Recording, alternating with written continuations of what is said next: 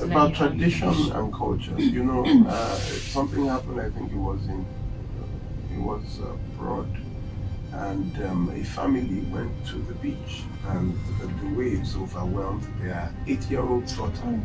So the lifeguard ran to, but the father of the daughter said that a man cannot touch, that is not of their tradition, of their religion, cannot touch the daughter. So while the daughter was drowning, the father was holding the lifeguard that they cannot touch the daughter. The daughter died right there. So it was in the dailies because of their tradition. The man, a parent, watched the father and the parent watched their daughter die while there were 4 lifeguards on, you know, the man got violent that they cannot touch his daughter. They could have. That is they were all on the beach with the younger ones. They were all on the beach. It was a vacation. It was a trip. And this is the extent of tradition and culture where it rears the negative side of tradition and culture. No sense at all. I mean, let me quickly touch on children. Yes. Now, I said reasons why people stay in abusive relationships and marriages. One was the culture and tradition, where part of that tradition is where you tell your daughter when she's getting married that there's no space for her again in her father's house. So whatever they see in their husband's house, they must swallow it. So the woman knows that whatever happens, you know, she's beaten, battered and bruised in the husband's house, she cannot go back to the father's house. There was one that we had to actually go there with the police. The mother said she cannot take, that the daughter cannot come back to her own house. The mother was staying alone in a 3-bedroom flat on the mainland. Said no, that the culture that the daughter cannot pack back to her parents' house. Meanwhile, she was bruised, but we had a very good Samaritan who helped us out with some money, and we were able to get a flat, a 1-bedroom for that lady to go. What kind of tradition or culture will watch their own offspring die in misery, and you tell me that it is your tradition? Your tradition will supervise the suffering and the death of your own children. That it makes you see, the funny thing is, no animal in the animal kingdom will watch their offspring. You cannot even go near the chick of a chicken, not to talk of the cub of a lion, not to talk of, you cannot even go near them. You can't. But only in human beings, they would watch their own children and start talking of tradition and culture, and you will call yourself a parent. You are not a parent. No, you are just a dormitory keeper. Let me move to children real quick, because we have to quickly. Now, children are the reason some people remain in abusive marriages. They say because of the children. Now, there's pre-marriage, there's the post-marriage. That is, some even get married because of the pregnancy. Now, I want to just understand something.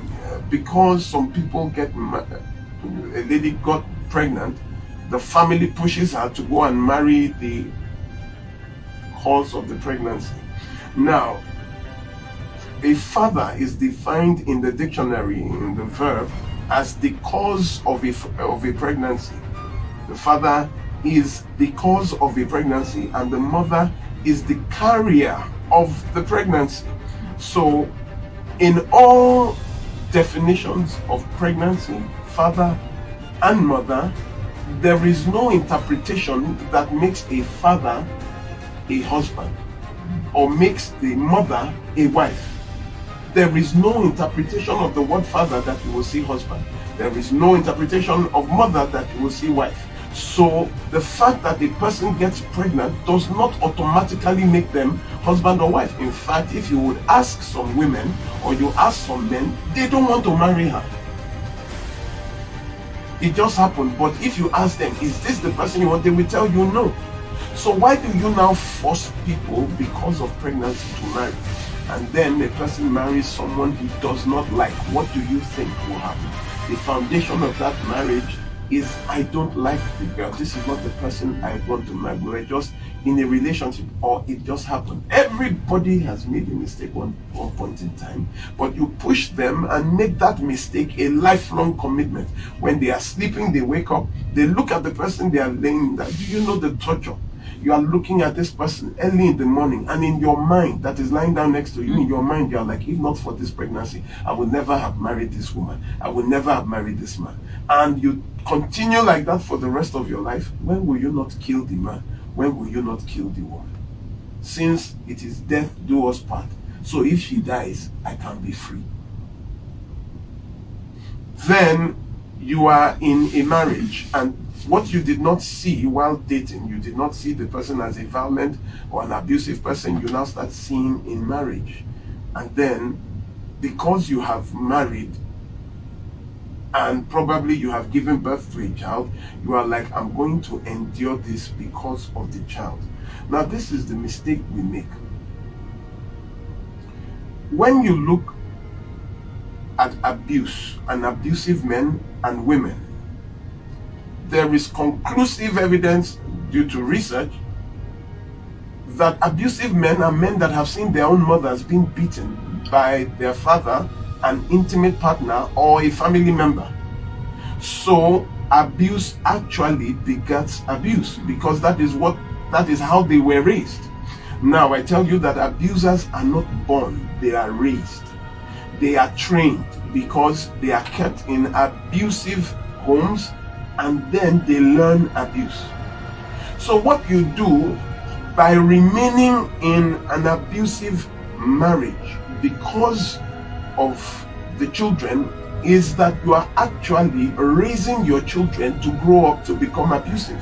So what you have in effect done is to reproduce your abuser. What you have done is to reproduce your abuser. And the same problem you are facing is what you are preparing your children to give to another person's daughter and another person's son. In developed countries, the moment it is an abusive home where there is violence, they take the children. That is the first thing the government does. They take the children away from there, because they realize that what will happen is the next generation will become domestically violent, and that is what we are seeing now, where you see children in secondary schools. That is why we are doing the awareness against domestic violence and abuse in secondary schools. It's not easy to even get a secondary school's permission. You know, I've written to several schools. They will say, we'll get back to you, as if it is not important. But yet they have children in SS1 or JSS1 who are so abusive that it is obvious that because there's something wrong at home. The problem, ladies and gentlemen, is that you are the one that damages the lives of your children when you choose to keep them in an abusive marriage. What you have done is to ensure that they become abusive in future. The second variation to this are those women that keep reproducing in abuse. You find yourself in an abusive marriage. The first thing is to stop giving birth. You have to stop, because you are bringing children into an unfit home to raise. Let me tell you something. Do you know that when animals when they get pregnant, they want to deliver, you see them start making their nests. You see the birds start weaving the nest. You see the foxes start digging holes. When you enter the holes, you see that they have put leaves to make it, moist, succulent. Animals try to make a conducive home for their offspring. Now, this is the funny thing. I saw it once on National Geographic, where the animals find that there is no place safe enough for them to deliver, they abort the child. Can you imagine? They would rather abort a child than give birth to a child in an unsafe environment. You see them, they would rather give their own lives than give birth but it is in human beings that they will be beating, battering. Your house is the next thing, she's pregnant again. She now gives birth. Then after, I am beginning to see that there is a very high probability that the more the children, they higher the probability of abuse. You would see people that are okay, rich enough to take care of children, they will have 2, 3. You will see people that are not even, you will see 5, 6, 7. And the problem is they are making these children a liability for others, because it is us that will now start feeding. They will call you, the school fees is not completed. Other people will have to train their children, but they keep bringing in the children. Then the woman will say, please, she wants to live with 5 children. And I'm like, how did they? There's one that came to, she's pregnant, as in she's still in with another pregnancy. After being beaten, and she lost 2 other pregnancies. I'm like, why do you get pregnant? In abuse. Okay, so realistically speaking, now let's try to paint a scenario which, I mean, would most likely not be accurate. But for someone who is abusing, a man who is abusing a woman, his wife or intimate partner, and she keeps getting pregnant. I mean, I don't think a lot of, I might be wrong, but I don't think a lot of women would consent to that intercourse that leads to pregnancy. So he's probably it is raping forced. her. But then when you know, so how can she avoid that of situation? course she can practically go now? and get this birth control, family planning thing you do. What's it called? An implant. Yes, that is. What if she can't afford one? It's free in some clinics. Okay, great. So now we have that information out there. But what if she does not have the guts to sneak out? Because she literally has to sneak out, or maybe even run away. Because me, I'm thinking, why don't you even run away? That is, you see, we are giving all these scenarios. Do you understand? Because a woman has refused to leave. Let me tell you something. If you want to leave, if the house is on fire, will you tell me you won't run out? Because you do not want to leave. They will say, I want to leave, but you know, the children. They always use to these children that you are raising and breeding for future abuse as the excuse of not leaving. I think, let me leave that there. Yes. All right. You wanted to touch on something else, but I think at this point, we're out of time. Yes. Okay. Interesting. Let me open phone lines. I believe that WhatsApp messages have been dropping. I think I have access. I've confirmed I have access to WhatsApp. But if you're listening, you'd like to join the conversation on Relationship 360, titled Tradition and Culture this morning, the number is to call 0700 993 993 993. I think that's the one number that's functioning right now. So male, females, please call that number. Please use that number 0700 993 993 993. For WhatsApp, it's 0809 597 5805, and on Twitter, it's at Nigeria Info FM. On Skype, Nigeria Info FM as well. You have 1 minute when you call, please remember. Good morning, and thank you for calling. Who am I speaking with, please? Good morning. Good morning. Welcome. Good morning, Bethel. You have 1 minute, please. Thanks a lot. Thank you. Thank you very much. Thank you, the officer there speaking. But the only thing I have to contribute is, it is a two-way something, not just the way he's saying it. Because I've experienced a lot of things. I'm 60 years old. Are you hearing me? Loud and clear. Your time is counting. Please go on. Oh, So, in most cases, those marriages, yes, they're abused, but the wife keeps giving children. But at the end of the day, they manage themselves. Before you know it, they could have 5, 6, 7 children, 8 children. They say the end justifies the means. The children, at the end of the day, they came out. It happened to my own sister. You understand me? Most of them now have graduated from doing work, and they are living big now. Then there is other my sister. Sir, I sorry, it's not my culture to interrupt. Can you hear Bethel, me? can you hear us? Me? Hello? How can you use the words "the end justifies the means" in abuse? We are talking of stop giving birth and you are telling me that, well, the end justifies the means, that the children that they have produced in abuse are living large. Are you in their marriages? That is very strange. So what you have just told me is that giving birth to kids in abuse is a means to an end.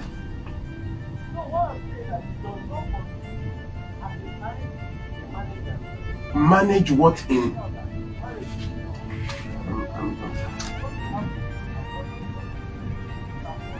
right, thank you very much, Bethel. Your time is up. I gotta let you go, but thank you, Bethel. I mean, yeah, there will be misunderstandings in marriage, of course, as with any and every relationship. However, abuse is never justified. And I'm not even sure. Let's move to 99.3. Oh, good morning. Who am I speaking to? Hello, good morning. How are you? Fine. Hey, good morning, Egwe Victor. How are you? Good morning, Barry. Good morning, sir. Hi, She's fine, thank you. Wow, thank you very much.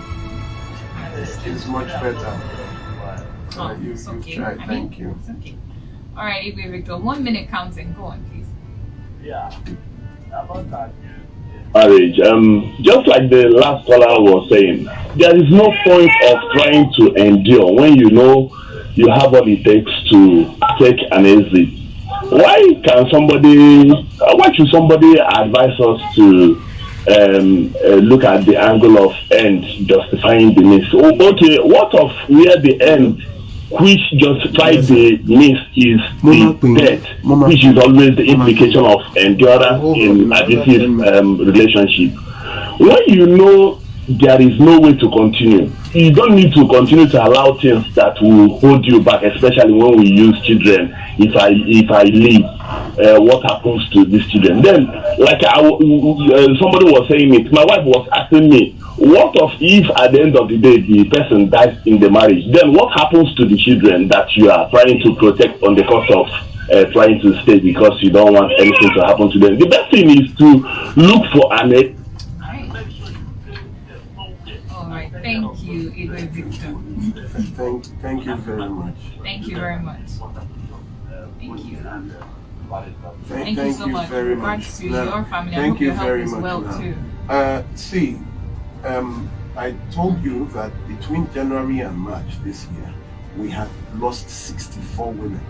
In fact, one very funny issue was that was the first time, there was one particular case that it was the first time the man touched the girl that she lost her life. So it wasn't as if he had been beaten. The very first time he slapped her, she fell. No, she didn't fall. She was standing by the door. So her head hit the, the bolt. And the bolt, just pierced into her temple, and she had intracranial bleeding. And yes, it was the first slap. He had not beat, it was just the first time. And she lost. And you are telling me that, well, you manage yourselves. Now, all those women we have buried were here.